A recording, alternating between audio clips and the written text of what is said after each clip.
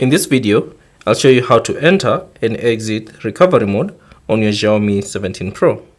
Now first things first, simply power off your device.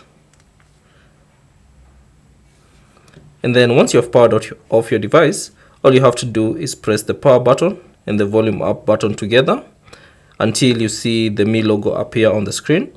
And then once you see the Mi logo, simply release the power button, but keep pressing the volume up button. So let's do it together. So press the power button and the volume up button together until you see the Mi logo. And then release the power button, but keep pressing the volume up button. And it will boot to recovery mode. There you go. You have now accessed recovery mode.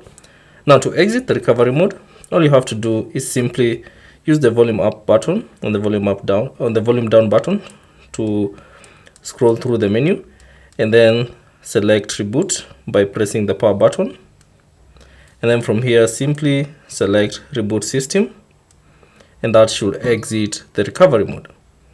Thanks for watching, and I'll see you on the next one.